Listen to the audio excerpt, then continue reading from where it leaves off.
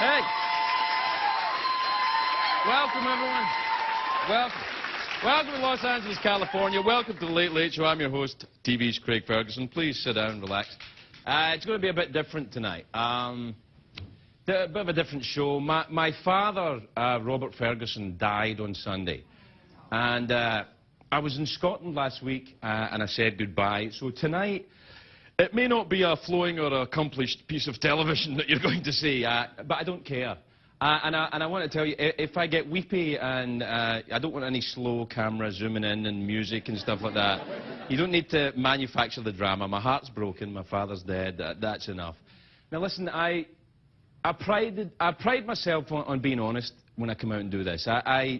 I feel the deal I've made with you over the time I've been here that I come out and talk about what's on my mind. And if I didn't do this, it would be shameful. So I've got to talk about this tonight. I didn't feel right, you know, coming out and doing my usual complaining about Starbucks, you know, and there's... But I'll be back on them tomorrow night, you know, you know, the half-assed impression of Sean Connery will be back tomorrow. Michael Caine will be back in space. There'll be frisky ponies and cheeky monkeys and emails and the rest of that nonsense. That'll be tomorrow night. But, and tonight will not, it won't all be somber. My father was 75 years old. He lived a very full life. He did everything that he set out to do. And it's not going to be we're not going to be sitting shiva all week with this. We're doing this once tonight and we're saying goodbye. Where I come from, there's in the Celtic tradition, it's kind of a wake. What we do is we talk about a person's life. There's a lot of drinking usually. I won't be doing it. I think others may get involved in that, but well, for other obvious reasons, I don't do that. But we tell favourite stories about the person that's passed, and they're not always very flattering for that person either. It's kind of a roast sometimes. It's a celebration of a human being with faults and quirks and all the idiosyncrasies that go with being a person. And my father was certainly that. My father was born on St. Patrick's Day in 1930, which was a source of great pride to his Irish Catholic mother, and some consternation to his Scottish Protestant father, I have to tell you. And he grew up he was from a poor background. He grew up in Glasgow, in Scotland, during World War II. And Glasgow was bombed heavily during the war, and all the kids were evacuated out of the cities and put to work on the farms in the countryside to escape the German bombing. And it was supposed to be some kind of idyllic reprieve, but my father's experience was more like a Dickensian workhouse. It didn't really work out well for him. And I know it was very tough for him, and he didn't talk a lot about it, but it was 6 years when he was there that it was just awful. And he had a very tough childhood, and from where he started to where he ended up was a journey so incredible and vast. It's too much for me to hope to emulate. My father spent 2 years in the British Army stationed in Germany. He worked in the post office in Scotland for 44 years. He started as a telegram boy, delivering telegrams on ex-army, Norton ex-army bikes, where you change the gear by taking your hand off the handlebars. It's called the suicide shift. You know, they were too poor to emulate Marlon Brando in The Wild One with the silk scarves, so they used to wear white tea towels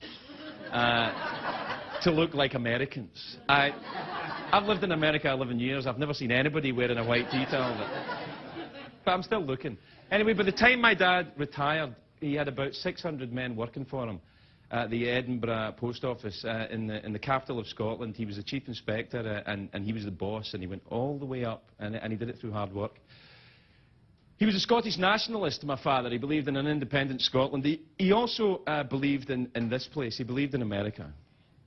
And he believed in the opportunity it offered. My father introduced me to America. Literally, he brought me here when I was 13, just me and him.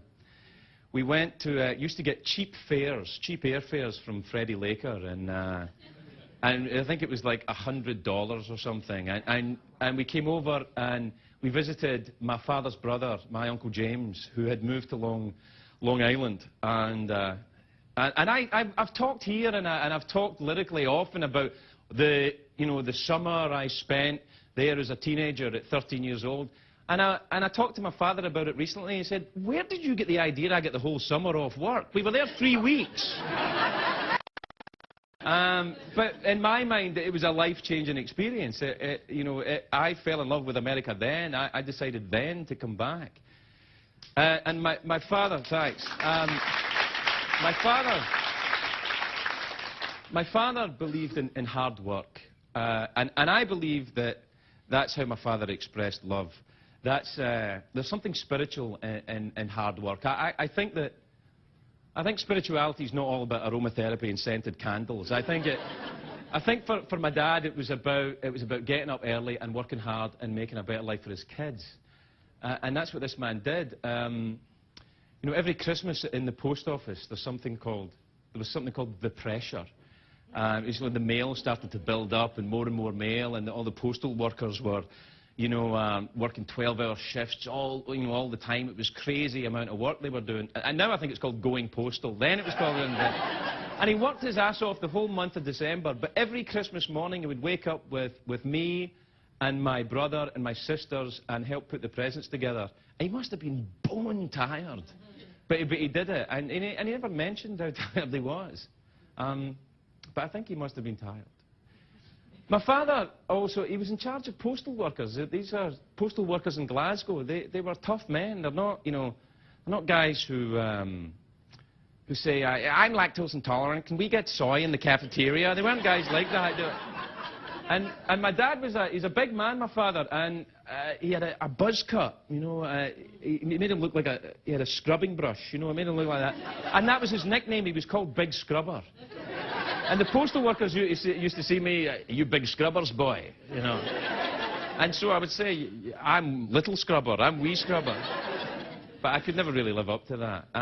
When I was broke, my dad gave me a job as a temporary worker in the post office. It was in December, and it was back in the day when I was still drinking, and I got drunk, and I was an hour late for work, and my father was the boss. And I showed up at 5 a.m. instead of 4 a.m. It was, And another worker told me, your father knows you were late, and he's got a special assignment for you. And what he did was he sent me to Glasgow Airport to load mailbags onto the planes in December, and I've never been so cold in my life. And remember, Glasgow's on the same latitude as Moscow, and I had a terrible hangover. I was late because I'd been drunk. But I was never late for work again, I'll tell you that.